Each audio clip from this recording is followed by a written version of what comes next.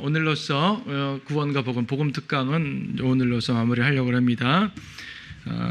초반부에는 구원의 원리, 복음 자체에 대한 교리적 설명들을 많이 했고요. 지난 시간에 복음을 전파할 때 이런 식으로 전파하면 좋습니다. 뭐 이제 하나의 방안이죠. 여러 가지 또 다른 방법을 할 수도 있겠지만은 절대적인 건 아닙니다. 오늘 거리설교에 대해서 봅니다. 거리설교 자체만 봐도 사실은 되게 여러 강좌를 해서 할 만큼 자세할 수 있지만 원론적인 것만 살펴보려고 합니다. 또 실제로도 잘 하시니까. 자, 효과적인 거리설교. 복음 전파의 다양한 형태들이 있죠. 복음 전파, 개인 구령이 아마 가장 보편적으로 많이 쓰일 거예요. 여러분들 개인적으로 어떤 형태든지 간에 아는 사람, 모르는 사람, 공원에서 아니면 자기 지인들 중에서 다양한 방향 속에서 개인적으로 복음을 전파하겠죠. 그런가 하면 강단 설교도 복음 전파에 꽤 효과적인 수단이죠. 강단 설교는 그 교회 강단이 아니라 어쨌든 그 사람들을 모아놓고 할 수 있는 좀 이렇게 광의적인 개념으로 볼 때 여러 사람을 모아놓고 집체적으로 복음을 전할 수 있는 기회가 주어진다면 여러분 누구라도 그렇게 할 수가 있어요. 우리가 이제 지역 교회는 교회 질서상 이제 자매님들 설교를 안 하지만 밖에서 우리가 복음 전하는 상황에서 사람들을 모여줬으면 당연히 자매님이라고 전하지 말라는 법 없잖아요. 당연히 하셔야죠. 집체적으로 복음을 전할 수 있는 상황이 되면 여러분 얼마든지 활용하셔가지고요. 주님의 복음을 전해서 주님께 이끌어 오시면 됩니다. 거리설교도 매우 중요한 이제 내용이 오늘의 주제가 되겠죠. 문서 선교도 전도에 좋은 도구입니다. 그리고 요새는 특히 온라인 선교가 또 매우 큰 역할을 하죠. 예전에는 없었잖아요. 온라인 선교라는 것이. 몇십 년 전에는 방송 선교가 좀 생겼었죠. 방송 선교. 방송 선교도 현대에 생긴 거잖아요. 그렇죠? 그전에는 없었다가 복음을 전파할 수 있는 다양한 방법들이 많이 생깁니다. 많이 생기는데 어떤 형태든지 여러분이 활용할 수가 있고요. 복음을 전해주는 내용이 중요한 것이지 어떤 형태든 관계없죠. 우리는 그중에 오늘 거리설교에 초점 맞추려고 하는데 이 중에 어떤 것도 절대적인 건 없어요. 다양한 방향 중 하나이기 때문에 하나만을 고집할 필요는 없는 것이고 상황이 되면 다 하는 거죠. 자, 거리설교 오늘 주제가 거리설교니까 거리설교의 목적이 무엇입니까? 거리설교 목적은요. 거리설교 자체는 불특정 다수에게 복음을 선포하는 적극적 행위예요. 우리가 개인 구령은 어쨌든 1대1로 만나야 되잖아요. 아는 사람이든 모르는 사람이든 만나야 되는 거. 공원에서 하든지 뭐 자기 친구 만나든지 가족 카페 하든지. 그리고 강단 설교는 어쨌든 여길 와야 되잖아요. 어떤 모임에 들어와야 되잖아요. 온라인 선교도요. 누군가가 우리 유튜브를 봐야 되죠. 그렇죠? 누군가 전달을 물론 이제 그 알고리즘을 통해서 갑자기 뜨뜻하지만 어쨌든 내가 들어가서 봐야 되는 거란 말이에요. 본인이 원하지 않으면 못 들어요. 무슨 이제 뭐 단체 톡 같은 것도 누가 들어와야 듣는 거죠. 근데 거리설교는 누가 오지 않더라도 우리가 가서 전할 수 있는 게 거리설교밖에 없어요. 문서 선교도요. 전도들 주면 안 읽으면 그만이잖아요. 근데 거리설교는 귀가 뚫려 있으면 들린단 말입니다. 그걸 활용하는 거예요. 저 사람들이 와서 듣도록 기다리는 것이 아니라 내가 적극적으로 전도하는 거란 말입니다. 그런 의미에서 가장 적극적인 행위가 거리설교예요. 그래서 거리설교는 필요합니다. 거리설교의 목적은 교회 부흥이 목적이 아닙니다. 사람들을 교회로 끌어다니는 것이 목적이 아닙니다. 물론 거리설교에서 주님 역사하셔서 많은 분들이 또 거기에 참여하고 교회까지 연결된다면요. 좋죠. 그걸 부정하거나 나쁘던 거 아니니까. 그리고 과거에 몇백 년 전까지만 해도 거리설교를 통해서 교회가 형성되었고 한 마을이 변화되고 했었습니다. 요즘엔 그렇지 않죠. 거리설교를 통해서 사람들을 이끌어오려고 하는 것은 현실적으로나 하여튼 여러모로 맞질 않아요. 그럼 뭐 하는 것이냐? 아까 말한 것처럼 들으러 오지 않는 사람들에게 복음을 듣게 하는 것이 목적이에요. 거리설교를 통해서 직접 그 사람이 구원받을 수도 있어요. 불가능한 거 아니죠. 예전에 많이 그랬었어요. 저도 복음 전파 거리설교를 통해서 누군가 바로 영적 기도한 적도 있었어요. 하지만 일반적으로는 특히 요즘 현대사회에 일반적으로는 그렇지 않아요. 또 이런 일들이 많이 있다 보니까 사람들이 귀를 더 닫죠. 그래서 거리설교를 통해 직접 결신제를 얻는 것도 물론 좋지만 현실적으로는 그게 잘 안 되지 않습니다. 하긴 성경시대에도 거리설교를 통해 직접 결신자가 별로 없었어요. 예레미야가 거리설교 많이 했지만 누가 듣고 따라왔어요? 거의 안 따라왔어요. 대부분 거절했죠. 예수님이 때 수많은 군인들이 모여들었지만 다 또 가버렸잖아요. 그렇죠? 그래서 거리 설교를 통해서 하는 것은 가장 1차적 목적은 들으러 오지 않는 이들에게 복음을 전하는 것이 가장 큰 목적입니다. 우리는 여기에 충실하시면 돼요. 부수적으로 이걸 통해서 얻는 것이 많으면 그것도 활용하시고 누리시면 됩니다. 하지만 1차적 목적을 여기에 두시게 되면은 뭐 큰 무리가 없습니다. 세상의 죄들을 책망하는 거죠. 그래서 거리 설교에는요, 사실 이 사람들이 어떤 죄를 지는지 모르잖아요. 개개인을 모르니까. 하지만 우리가 일반적으로 세상에서 벌어지는 죄들에 대해서 선포할 때 이러한 모든 죄들이 다 우리의 책임이라고 선포할 때 그들이 찔림을 받을 수가 있는 거죠. 물론 그 죄에 해당되지 않는 분들 물론 있죠. 일반적으로 집단적인 걸 말합니다. 주님께서 이 세상을 악하다고 하셨을 때 이 악한 세상에 포함되는 사람들이란 말입니다. 그래서 세상의 죄들을 책망하고 그리스도가 구주임을 선포하는 거죠. 물론 이 내용 자체는 개인 구약에는 어떤 복음 전파도 다 들어가는 내용이지만 이것을 선포할 수가 있는 거예요. 그래서 거리 설교는 뒤에 나오겠지만 설득보다는 선포라는 개념이 좀 중요하다. 이해를 하시면 되겠습니다. 그리고 또 부수적인 효과인데요. 거리 설교함으로써 복음 전파에 대한 효과적인 설교자 훈련이 되기도 해요. 현실적으로 많이 그렇게 활용을 하고 거리 설교를 통해 훈련받은 분들이 실질적으로 나중에 설교를 하는 경우도 많이 봤어요. 거리 설교를 잘 이렇게 체계적으로 하는 교회들에서는 이런 것들이 이루어지기도 합니다. 일단 남 앞에서 직접 설교해 본다는 것이 쉽지 않잖아요. 이런 기회를 통해서 하게 되고 자신감 얻고 주님이 쓰시는 증거들이 하나하나 생기게 되고 그러면 다양하게 또 쓰임 받을 수 있는 거기 때문에 이런 부수적인 효과도 얻어요. 자, 거리 설교의 성경적 근거, 일단 성경에 나와 있는 대부분의 예수님과 선지자 사도들은 대부분 거리 설교자들이었어요. 마태복음 3장 3절에서 침례 요한이 광야에서 와서 외쳐 말했죠. 이사야의 말씀을 인용하셨을 때 광야에서 외치는 자의 음성이라. 거리 설교자예요. 침례 요한은 요단강에서 거리 설교하신 거잖아요, 그렇죠?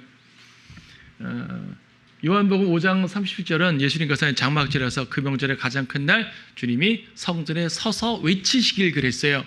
주님께서는 그 요한복음 7장만이 아니죠. 많은 말에서 그랬지만 거리 설교하셨죠. 예수님은 거리에서도 하시고 배 위에서도 하시고 산에서도 하시고 그렇죠.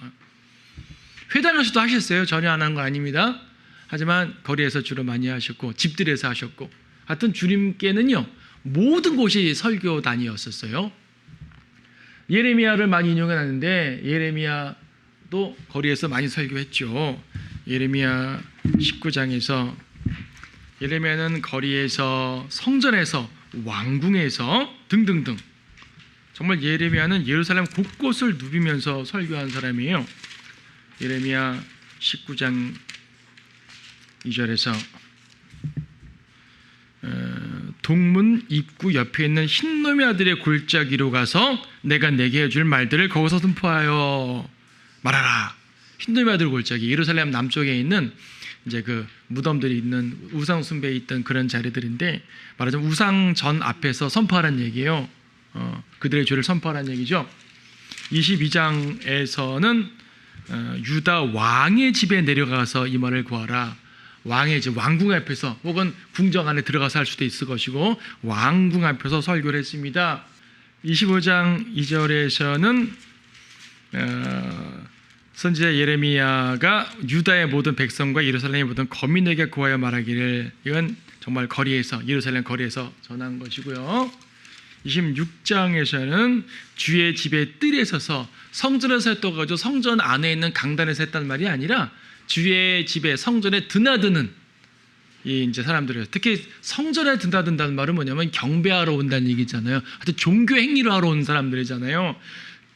거룩하게 올바로 경배드리는 사람에게 책망한 게 아니라 위선적으로 종교 행위로서 자기 위선을 감추려는 사람들에게 하셨으니까 오늘날 가짜 교회들 앞에서 설교했던 말이기도 하죠. 어쨌든 예레미야는 이렇게 다양한 형태에서 예루살렘 곳곳을 누비면서 거리 설교한 대표적인 사람이 예레미야입니다.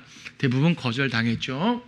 사도행전 2장 3장에서 사도들이 베드로가 회중들 앞에서 이제 거리에 때로는 거리에서, 때로는 성전 행각 앞에서, 성전도 당시 성전이 꽤 컸다 그랬죠. 본 건물 말고 외곽 뜰이 있어요.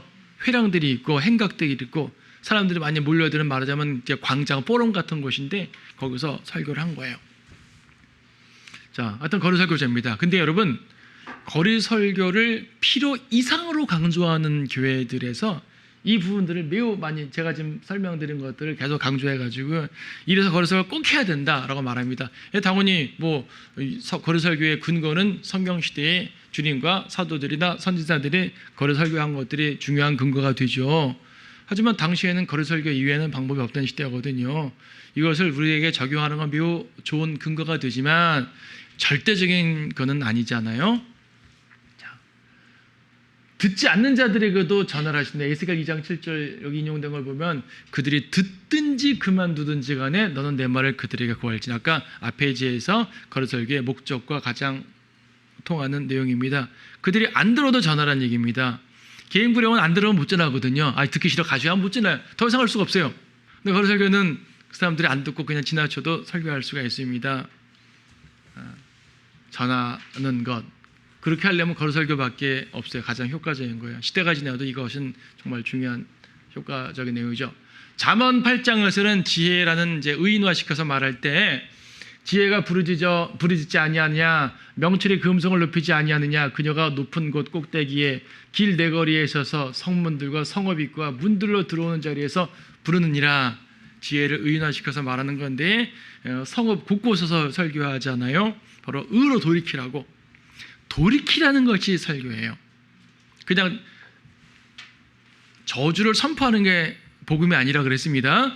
저주를 선포하는 것은 그들에게 찔림을 주기 위해서인 것이고 결과적으로는 그들을 돌이키게 하는 게 목적이기 때문에 이제 이렇게 하는 것. 그래서 듣지 않은 자들에게도 전하게 하기 위해서 우리는 거리에서 외치는 것이고요. 그렇죠?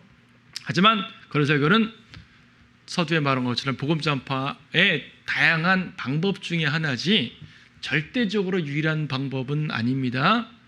여러분 상황에 따라 거리 설교를 못할 수도 있어요. 어떤 분은 거리 설교는 자기는 못하겠대요. 예, 못할 수 있어요. 하지만 그분은 자기 주변에 있는 사람들에게 지속적으로 예수님을 증거하고 또 그리스도의 삶을 살고 있으면서 시시때때로 말씀을 전하고 또 구령도 하고 있단 말이에요.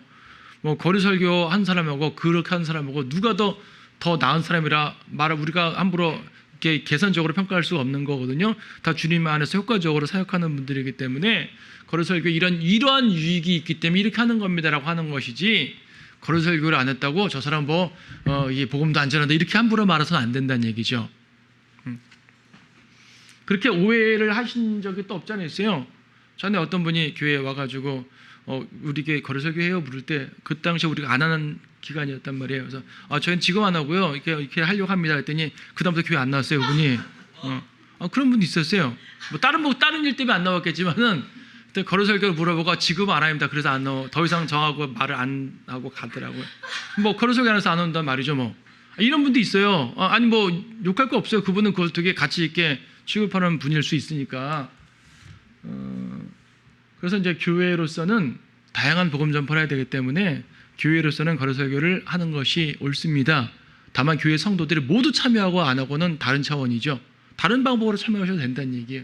하지만 교회로서는 교회에 할 수 있는 다양한 복음 전파를 다 갖추려는 것은 필요하기 때문에 만약 누군가 그걸 비난했다면은 저희가 그 부분에 부족했다고 생각하기 때문에 저는 오히려 반성하는 겁니다.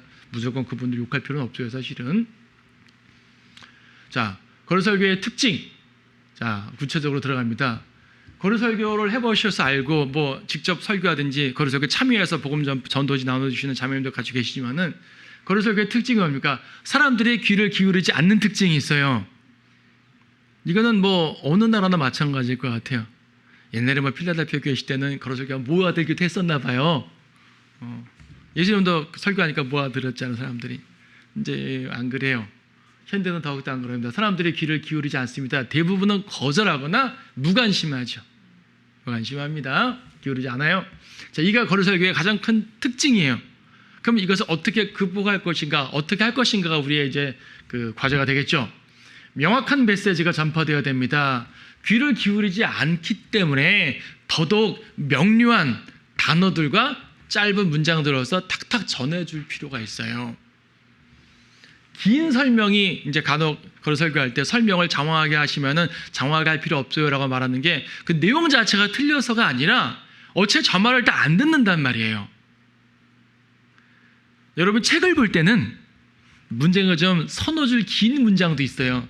좀 복잡하더라도 다 이해가 된단 말이에요. 그렇죠? 보려고 맘먹고 보면 이해가 되는데 들을 때는 그게 안 들려요. 특히 거리 설교는 더욱더 안 들리죠. 그 중에 한 단어도 안 들릴 수가 있습니다. 그래서 설명이 아무리 좋아도 안 들립니다. 그래서 긴 설명보다는 명료한 짧은 메시지의 선포가 더 효과적일 수가 있다. 이것은 이제 설교하시는 분들은 주의하시면 좋겠습니다. 핵심적인 용어나 내용, 죄, 심판, 구원, 용서, 그리스도의 유일성 이런 것들에 탁탁 박히는 게 좋아요. 그렇다고 예수 찬당, 불신족 이 말 말할 수는 없는 거죠. 그것도 나름대로는 핵심 메시지를 한다고 한 거예요. 지금 예수, 천국, 불신지옥 사실 틀린 말은 아니잖아요. 그런데 그거는 복음의 모든 걸 갖추지 못하잖아요. 그래서 정말 핵심적인 말들을 그냥 단어만 툭 던지는 것이 아니라 그들이 들릴 수 있는 문장 가운데서 그들에게 선포로 들릴 수 있도록, 그래서 지나가더라도 뭐 하나는 듣고 지나가도록 했으면 좋겠다는 얘기죠. 그렇게 핵심적 메시지가 들릴 수 있도록 하는 게 좋다 이거죠. 목소리가 명확히 들려야 돼요. 아까 듣든지 안 듣든지라 그래가지고 이 말이 목소리가 안 들리도록 하는 것은 안 되죠.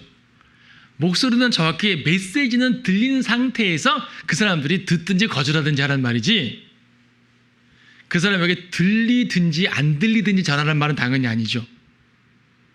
그래서 제가 가능하면 마이크를 활용하라 하는 것이, 물론 어떤 분들은 마이크 안 대고도 잘하는 분 계셔요. 목소리 좋은 분 계셔요. 마이크 안 써도 거의 마이크예요. 저는 그런 목소리 되게 부러운데 저는 안 돼요. 많은 분들이 안 되거든요. 그러느니 마이크를 드는 거예요. 다만 이제 마이크 들 때 여러 가지 또 주변 환경의 문제가 있으니까 조심할 필요가 있지만은 그건 별도의 문제고, 미국 같은 데는 마이크를 쓰면 불법인 주가 많다 그러죠. 거리설교 자체가 불법인 주가 있고, 마이크를 사용하면 불법이고 마이크 사용 안 하면 안 불법인 데가 있대요. 그런 데서는 마이크를 사용하지 않고 육성을 하다 보니까 먼저 그 확성기라든지 아니면 성경 이렇게 대고 한다든지 이렇게 한다든지 다양하게 하긴 하죠. 저희도 지난번에 갑자기 마이크 방전된 게 확인이 안 돼가지고 어쩔 수 없이 육성으로 하신 적이 있는데, 특별한 경우를 제외하고는 가능하면 마이크를 활용하고, 대신 마이크를 활용하게 되면 소리를 고래고래 악쓸 필요가 없어요. 차분하게도 다 들리죠. 오히려 마이크를 안 쓰고 소리 지르는 것보다는 마이크를 쓰면서 차분하게 하는 게 훨씬 좋습니다. 저도 하다 보면 흥분돼서 목소리를 커지는데 사실은 그러면 안 되거든요. 명확한 메시지를 전달해 주시면 제일 좋고요. 전에 한번 그런 적이 있습니다. 저쪽 교회에 있을 때 학생이었어요. 학생, 고등학생인데 거리 설교를 해요. 이제 혼자 가서 하더라고요. 혼자 하는 거 기특하죠. 근데 마이크도 없이 그림판도 없이 아무것도 없이 그냥 소리만 치고 있는데 중요한 구슬 하나도 안 들려요. 찻소리 많이 웅웅 돌고 안 들리고, 또 육성을 할 때는 반드시 한 방향에 대고 해야 되거든요. 한 방향. 그래야지 최소한 여기 있는 사람은 들릴 거 아니겠어요. 내가 방향 속에. 근데 이렇게 하면 진짜 안 들려요. 듣지 말란 말이에요. 그거는 아예. 근데 그렇게 하는 거죠. 그러면 자기는 되게 열심히 했고 주님께 상 받는 것 같은데 한마디도 안 들리는 거예요. 헛고생인 거죠. 제가 코칭을 해줬어요. 수고하는 건 너무 좋은데 방법적인 면에서 이렇게 하면 좋겠다. 코칭을 해드린 적이 있어요. 그래서 이제 마이크를 안 쓸 때 소리를 크게 하다 보니 나도 모르게 악을 쓰게 된단 말이야. 목소리 상하는 건 둘째치고 듣는 것도 불쾌하고, 불쾌한 거 문제가 아니고 제대로 안 들려요. 제대로 안 들리면 설교가 아니에요. 그러면 안 하는 게 나아요. 전도지만 주면 돼요. 주님 앞에 저 설교했어요. 상 주세요. 뭐 들렸어야지 뭐가 전달이 되든지 하죠. 그들이 거절하는 건 둘째치고 들려야 된단 말이에요. 그래서 마이크란 것은 그냥 방법적인 면일 뿐이고 명료하게 들리도록 해야 됩니다. 명확히 들리지 않는 환경에서는 굳이 설교할 필요 없어요. 차가 계속 다니는 데서 하면 안 되죠. 그래서 미국 같은 데서는 차가 다니는 데서는 차라리 이제 피켓을 들잖아요. 조금 10m부터 이렇게 이제 차가 정차돼서 오니까 충분히 보라고 이제 피켓을 성경 구절 순차적으로 이렇게 해놓은 거 보면 그것도 좋은 방법 같지만은 저는 글쎄요, 그것이 꼭 사람들한테 보이겠냐라는 생각은 다르죠. 안 보면 그만이거든요. 거리 설교란 얘기는 그들이 안 봐도 듣게 하는 게 목적이에요. 근데 보지 않으면 물론 효과가 전혀 없는 거 아니겠지만 직접 보지 않고 고개 돌리면 안 보인다는 얘기는 이렇게 썩 거리 설교에 효과적인 건 아니죠. 나름대로 이제 그런 환경 속에서 활용을 하시는 것뿐이죠. 이해는 되지만은 들리게 하는 게 더 중요하다고 생각됩니다. 그리고 한 방에 아까 말씀드린 것처럼 어쩔 수 없이 마이크를 쓰지 못하는 상황에서는 제가 지난번에 그랬잖아요. 같이 하신 분들에게 반드시 한 방향에 대마십시오. 요 사람들만 들리게 하시라고. 대신 요 사람들만 확실하게 들리게 하시라고. 그래야지 누구 한 명에게라도 복음의 제도 전달되는 게 중요하다. 그래서 그게 또 하나 특징은 뭐냐면 복음에 집중할 시간이 매우 짧습니다. 짧아요. 행인들은 내가 전하는 설교 중에 극히 일부만 들어요. 그렇죠? 그래서 가능하면 아까 말한 거 반복될 수 있지만 복음의 핵심이 들어있는 짧은 문장을 던져줘야 돼요. 저기서부터 여기까지 걸어가는 사람이 걸어가는 10초 동안 당신은 죽습니다 이 한마디만 콱 들어도 되는 거예요. 핵심적인 메시지가 들려야 되는 거거든요. 근데 부활이 어쩌고 뭐 설명을 막 길게 한단 말이에요. 복음의 원리가 어쩌고 설명하면은 그 설명이 단답형으로 들리면 물론 좋지만 그렇지 않으면 도전적인 메시지로 들리지 않고 충분한 논리적 설명을 하게 되면 이 사람은 설명에 A부터 Z 중에서 중간에 C만 듣고 끝나고 뭐 B만 듣고 끝나고 뭐 L만 듣고 끝나는 거예요. 전혀 연결이 안 되죠. 그래서 가능하면 복음의 핵심이 들어있는 짧은 단문들을 활용하는 거죠. 복문, 중문 쓰지 말고 단문들을 많이 쓰는 게 좋아요. 그래서 이제 논리적 설명보다는 핵심적 내용을 반복하라. 이거 꼭 기억하시는 게 좋을 것 같습니다. 부분적 내용이라도 확실하게 각인시키는 겁니다. 아까 말한 것처럼 짧을 때 사람이 어차피 지나치면서 들으려면은 죽음에 대해서라든지 죄라든지 그래 내가 죄 졌는데 당신은 지금 무슨 죄를 지으러 가십니까? 물론 많은 분들은 나 지금 죄 안 져 그럴 수도 있겠지만 어떻게 알았지? 이렇게 한 사람마다 딱 느낄 수 있잖아요. 괜히 찔릴 수가 있는 거죠. 심판, 용서. 하나님께 용서를 받아야지 구원받는 거라고 이 부분을 분명하게 우리의 죄는 다른 데서 해결할 수 없고 하나님만으로 해결할 수 있다고 이런 핵심 메시지가 딱딱 짧게 박혀지게 되면은 나중에 다른 기회에 복음을 들을 때 기억나게는 적어도 해줄 수가 있는 거잖아요. 그렇게 활용하면 돼요. 그래서 가능하면 비록 짧긴 하지만 가능하면 그런 가운데서도 복음을 오래 들을 수 있는 환경을 활용하는 거죠. 그래서 우리 교회가 교차로를 활용하는 게 바로 그거예요. 교차로에는 이제 적어도 이 횡단보도 사이클이 있잖아요. 제가 시간을 재봤는데 2분 40몇 초 걸린단 말이에요. 한 번 도는데. 그래서 저는 어떻게 설교하냐면은 이제 파란불로 후 다 건너가요. 파란불이 끝나고 사람이 한두 사람이 딱 모이기 시작해요. 이 사람은 2분 40초 동안은 거기에 서 있는 거예요. 그래서 이 사람이 제대로 들을 수 있도록 설교문을 짜고 하는 거죠. 물론 그러면은 가운데서도 새로 오는 사람도 있고 하기 때문에 중간중간에 핵심 메시지를 계속 반복해 주긴 하지만은 나의 설교의 한 내용이 복음의 한 그 구성이 3분을 넘지 않게 했으면 좋겠다는 얘기예요. 그래서 교차로 신호대기 같은 경우 좋고요. 정말로 사람들이 오래 들을 수 없는 환경에서는 효과가 떨어지는 걸 볼 수 있어요. 아까 그 학생 얘기도 했지만 예전에 한번 거리 설교를 따라가가지고 설교를 하시는데 좀 놀랐어요. 주머니에 손을 딱 넣고 사람들 그냥 이렇게 광화문 거리 지나가요. 사거리가 아니라 그냥 거리. 네. 여러분 이렇습니다. 여러분 이렇습니다. 요즘 이러세요. 그래서 왔다 갔다 하는데 정말 한마디도 안 들려요. 그럼 적어도 한 사람 포인트 잡아서 저 사람이 여기 갈 때까지 저 사람에 맞춰가지고 돌면서 말하는 거냐? 그것도 아니에요. 그러니까 그런 데서는 굳이 설교를 할 필요가 없는 거죠. 차라리 전도지를 나눠주고 그런 데서 꼭 설교를 해야겠다면 아까 말한 것처럼 포인트를 잡아서 하는 게 좋습니다. 만약에 거리 설교를 하는데 공원에 갔는데요. 내가 설교할 때 생각보다 많은 사람들이 오래 앉을 수 있어요. 그러면 좀 제대로 할 수 있죠. 방해 안다고 소리 지르지 않고 착실한 사람들이 오래 앉아 있는 경우가 가끔 생길 수가 있어요. 괜히 뭐 공원이면 소리 고래고래 지르지 않아도 되잖아요. 차보다 가는데 여기 앉아 있는 사람들 학생들 같은 경우에 한 사람한테 했는데 여러 명의 친구들이 몰려들었어요. 설교하죠. 이 사람들이 어쨌든 집중하든 딴짓을 하든 모여들어서 떠나지 않는단 말이에요. 그러면 제대로 내가 그때는 논리적으로 차분하게 설명할 수도 있는 것이고 활용하죠. 그러니까 이건 절대적인 것이 아니라 이런 상황에 맞춰서 하시란 말이에요. 복음에 집중할 시간이 매우 짧기 때문에 그럴 때 정말 간단하게 전할 수 있는 메시지를 잘 짜는 것이 매우 중요합니다. 영적 기도보다는 회개와 구원을 요청하는 것을 강조하는 게 좋습니다. 영적 기도를 이제 유도할 수 있잖아요. 잘못된 거 아니 할 수 있어요. 근데 아까 말한 것처럼 이 회중들이 집중할 수 있는 공간이면은 영적 기도까지 이끄는 게 좋아요. 그런데 거리에서 이분들 집중 안 한단 말이에요. 집중 안 하는데 기도문을 하는데 그냥 기도문 읽어주는 것도 아니고 우리가 보통 영적 기도할 때 따라할 시간 주잖아요. 하나님 저는 죄인입니다. 몇 초 기도해주고 이런 거 개인적으로는 그렇게 하는 게 맞죠. 그런데 거리 설교에서 말하다가 멈추고 하게 되면 이 사람은 그냥 저 사람 왜 자기 혼자 거리에서 기도해? 하고 간단 말이죠. 하나님 저는 죄인입니다. 저를 구원해 주십시오. 혼자 기도하고 잠깐 쉬고 이거는 전혀 효과가 없어요. 그래서 저는 거리 설교할 때 영적 기도 하지 말라 그러는데 영적 기도가 나쁘서 하지 말라는 것이 아니라 현실적으로 효과가 별 떨어지기 때문이에요. 말한 것처럼 집중할 수 있는 상황 되면 해도 돼요. 그래서 저는 그렇게 안 하고 굳이 영접하는 걸 촉구할 때 그렇게 하죠.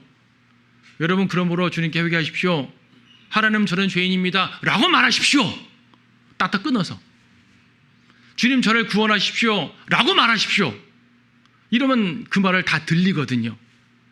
아까 말한 것처럼 2분 30초 안에 영접 기도까지 다 끝낼 수 있으면 제대로 듣는다면 할 수 있어요. 하지 말라는 게 아니에요. 하지 말라는 게 아닌데 현실적으로 제가 지금까지 본 모든 환경들에서는 영적 기도를 하는 것보다는 복음을 전파하고 그 사람들에게 믿으라고 촉구하는 것이 훨씬 효과적이다. 그것이 그 사람들이 듣고 들어간다 그거죠. 어차피 이 자리에서 직접 영접시키는 것이 아니기 때문에 누군가가 이거 듣고 영접할 수도 있지 않습니까? 그럴 수도 있죠.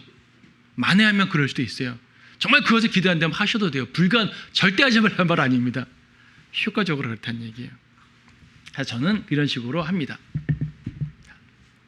그래서 이제 거리 설교의 메시지 이제 결론적으로 보게 되면은 메시지의 길이는 가능하면 3분에서 5분을 넘지 않게 해주시고요. 그리고 설교를 3분 이상, 5분 이상 길게 할 수가 있거든요. 설교는 길게 해도 돼요. 대신 설교의 메시지를 완성된 메시지를 반복해야 되는 거예요. 똑같은 걸 반복해도 돼요. 사람이 계속 바뀌니까. 아니면은 메시지가 여러 개라면 여러 가지를 연결시켜서 되죠. 하지만 이 3분 내에 죄인이고 예수님 구원이고 죄인이고 구원이고 지옥이고 구원이고 이런 것들이 복음의 핵심 내용들이 복음의 한 과정이 딱딱딱 3분 5분 사이에 끝나야 돼요. 제가 혼자 설교하게 되면 혼자 40분 30, 40분 한단 말이에요. 30, 40분 동안 강단 설교처럼 논리적으로 흘러가면 안 되죠. 3분짜리 5분짜리 계속 반복하거나 비슷한 내용을 계속 연결해서 하는 거죠. 그렇게 되면 길어도 돼요. 어차피 사람들은 계속 바뀌니까. 내용 자체는 짧게 해서 복음의 핵심을 집어넣어라. 그죠? 복음의 핵심에만 집중하십시오. 죄의 찔림 구원의 선포. 이 중에 하나만 듣고 가도 그 사람 마음속에 각인되게 하는 게 좋습니다. 물론 이렇게 하는 가운데 또 이제 그 설교 안 하시는 분들이 전도지 주면서 누가 좀 관심 있는 사람이 있으면은 옆에서 구령하고 하죠. 옆에서 이제 그 구령하시는 분들에게도 주의할 게 뭐냐면 그 사람 설교를 잘 듣고 있잖아요. 그럼 듣게 놔두시는 게 좋아요. 잘 들으니까 이 사람 구령해야지 대꾸 하지 말고 설교가 제대로 될 때는 설교를 듣게 하고 설교에 적어도 한 단락이 끝났을 때 이 사람의 집중이 흐트러질 수도 있거든요. 그럼 그때 잠깐 얘기하시고 등등 전도지 드린다 등등 하면서 이제 그 사람에게 복음을 전할 수 있는 말을 거시는 게 좋고요. 잘 듣고 있을 때는 굳이 데리고 가면 안 되죠. 그렇죠? 그래서 이제 그렇게 하시는 게 좋습니다. 잘 만들어진 전도지를 활용하는 것도 좋습니다. 저희 교회 전도지를 나름대로 이제 잘 만들었으니까 활용하시면 좋고요. 처음 하시는 분들은 외워서도 좋고, 보고 해도 돼요. 외우라는 말이 이제 활용하라는 말이지, 꼭 안 보고 해야 된다는 법은 없으니까 보고 해도 돼요, 정말로. 사람들은 왜 보고하지 안 보고하지 이거엔 관심이 없어요. 내용만 전달되면 되는 거예요. 그리고 외우지 않아도 되죠. 좀 할 수 있으면은 저런 방식으로 자기의 메시지를 써도 되죠. 근데 이제 처음에 잘 못 쓸 것 같으면은 있는 거 활용하시는 거 좋고, 혹은 약간 자기 말로 변화시켜 써도 되는 거고, 뭐 절대적인 건 아니니까 그렇게 유사한 메시지를 잘 만들어서 복음의 핵심이 들어가도록 짧게 만들어가지고 활용을 하시면은 좋은 설교가 될 수 있을 것 같습니다. 굳이 설명을 꼭 해야 되는 상황이 된다면 상황 설명을 해야 돼요. 어쩔 수 없이. 그런데 두 갈식으로 하세요. 다 설명을 듣고 그렇구나가 아니라 먼저 선포를 딱 하고, 예수님은 하나님입니다. 이러 하기 때문에 하나님이다가 아니라 예수님은 하나님입니다. 이래서 그렇습니다. 딱딱 던져놓는 거. 결론을 내고 설명하는 거. 예수님은 부활하셨습니다. 그래서 하나님입니다. 선포하고 설명. 부활을 설명 필요하면 좀 더 할 수도 있고. 그렇죠? 예수님은 우리의 구원자입니다. 왜 구원자냐면 어린 양을 설명할 때 어린 양 설명할 수 있죠. 근데 어린 양 얘기를 장황하게 설명한 다음에 하게 되면 설명만 듣다가 핵심을 놓치고 가버린단 말이에요. 예수님이 나를 위해 죽으신 희생양입니다. 선포해놓고 이제 딱딱딱 설명을 들어가면 좀 더 알 수 있죠. 그래서 두 가지. 이거는 사실 개인 구령도 마찬가지예요. 내 말을 계속 듣는 사람은 모르지만은 자꾸 듣기 싫어하는 분이 있으면은 먼저 핵심 들어야 될 말을 먼저 선한 다음에 그 말을 설명해 주는 것이 좋습니다. 비교적 안정된 회중에 모여 있다면 말한 것처럼 차분한 설명과 영적 기도까지도 가능합니다. 아까 말한 것처럼 생각보다 이 사람들이 안정되게 이제 소음도 없고 잘 듣는 상황이 된다면요, 그것이 어떤 것이든지 간에 할 수 있죠. 이건 정말 아까 완전 거리에서에 해당되는 말들입니다. 마지막으로 무례하게 말하지 마시고요, 무질서하게 행하지 마셔야 돼요. 죄를 책망한답시고 무례한 자세로 책망하면 안 되잖아요. 아까 말한 그 학생의 예는 학생임에도 불구하고 뭐랄까 이제 어른들을 막 혼내는 투로 말하더라고요. 죄를 지적하면서. 성경적으로 죄를 지적하면 되는데 선지자들이 그랬다 하면서 이제 막 선지자들은 막 호통쳤다 그러죠. 자기도 호통치겠다는 얘기입니다. 글쎄 그것이 좋아 보이질 않고요. 전달에 방해가 될 수 있죠. 목소리는 크게 할 수 있지만은 예의를 갖춰가지고. 그래서요, 사람마다 달라요. 저 같은 게 약간 움직이면서 하거든요. 사실은 가만 서서 하는 걸 더 권해요. 사실은 예의 바르게 똑바르게 하는 걸 권하긴 하는데 사실 저도 좀 고쳐야 되는 거고요. 뭐 로봇처럼 서 있으란 말은 아니지만은 자기가 예의 있게 똑바로 하는 게 좋아요. 그래서 옷도 꼭 넥타이를 안 매도지만은 가능하면은 어느 정도는 갖춰서 사람들 앞에 서는 복장이 되어서 해야지 좋습니다. 그것이 사람들 앞에 서는 예의죠. 말투나 행동까지에서 예의를 갖춰서 하고요. 이건 개인 구령도 마찬가지입니다. 상대방의 복음을 받아들이지 않는다고 뭐 저주를 퍼붓지 마세요. 물론 하나님의 말씀에 따라서 선포할 수 있죠. 당신은 거절하셨기 때문에 당신은 지금 죽으면 지옥 갑니다. 정상적 선포하는 것과 저주를 막 퍼붓는 건 다릅니다. 당신이 이제 앞으로 나가게 되면 어떻게 될 것이고 어떤 저주를 받을 것이고 병 걸릴 것이고요. 이런 얘기는 절대로 하시면 안 되는 겁니다. 우리는 저주를 전한 자들이 아니라 복음을 전한 자들입니다. 무질서하게 행하지 마십시오. 우리나라는 적어도 거룩 설교에 대해서 아직까지 좀 개방적인 나라예요. 미국에 비해서는 훨씬 개방적이고 자유로운 나라거든요. 굳이 박혀받았다고 막 고민하고 싸울 필요가 없어요. 그리스도에는 모범 시민으로서도 행동을 해줘야 되기 때문에 같이 질서에 순응하고 맞춰주고 공권력의 질서에 순응해주고 또 우리가 할 수 있는, 어차피 법적으로 이 자체가 불법은 아니니까 그래서 우리는 차분하게 법 질서에 순응하고 무질서하게 행하지 말고 무례하게 행하지 말고 신사적으로 하고 다만 하나님 말씀을 정확하고 올바르게 선포하는 데 초점 맞춘다면 여러분들이 효과적인 거룩 설교가 될 수 있을 것 같습니다. 자, 이것으로 복음 특강을 마치도록 하겠습니다. 감사합니다.